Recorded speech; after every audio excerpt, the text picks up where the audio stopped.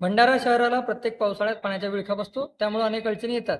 ते पाणी जे आहे पंप हाऊसच्या माध्यमातून नदीत सोडण्याची सोय तिथे करण्यात आलेली आहे. आपण सध्या भंडारा शहरातील स्मशानभूमी परिसरात तयार करण्यात आलेल्या पंप हाऊस परिसरात आहोत. बघू शकतो आपण मोठ्या प्रमाणात इथे मशिनी जे आहेत लावण्यात आलेल्या आहेत.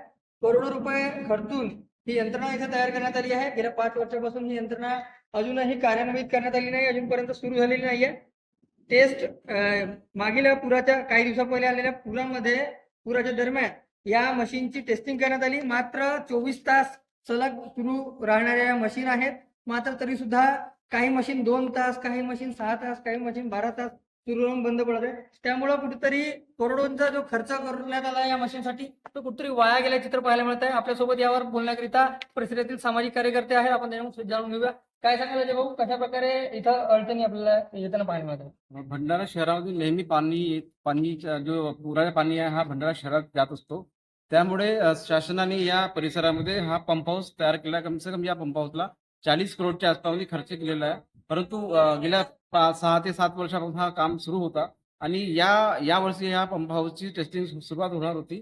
परंतु टेस्टिंग होण्याच्या पूर्वीच हा पंप हाऊस बंद पडलेला आहे आणि येत्या आता ऑगस्ट आणि सप्टेंबर या महिन्यामध्ये जिल्ह्यामध्ये खूप भरपूर पाऊस राहतो. त्यामुळे आता येणाऱ्या दिवसामध्ये जर भरपूर मोठा पाऊस झाला तर भंडारा शहरामध्ये पुराची परिस्थिती निर्माण होणार आहे.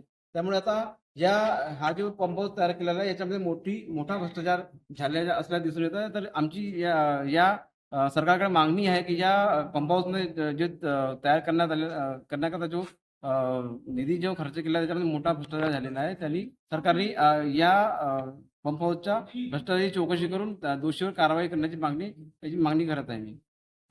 नक्कीच मोठ्या प्रमाणात इथं भ्रष्टाचार झाल्याचा आरोप यांनी केलेला आहे आणि त्यामुळे म्हणून या भ्रष्टाचाराची चौकशी करावी आणि आरोपी जे आहेत, जे दोषी आढळतील त्यांच्यावर कारवाई करावी अशी मागणी सुद्धा त्यांनी केली. रुपेश सपाटे, PN मराठी, भंडारा.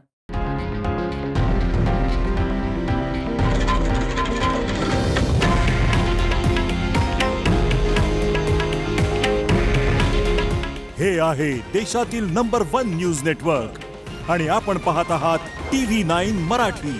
काळजी तुमची, हित महाराष्ट्राचं.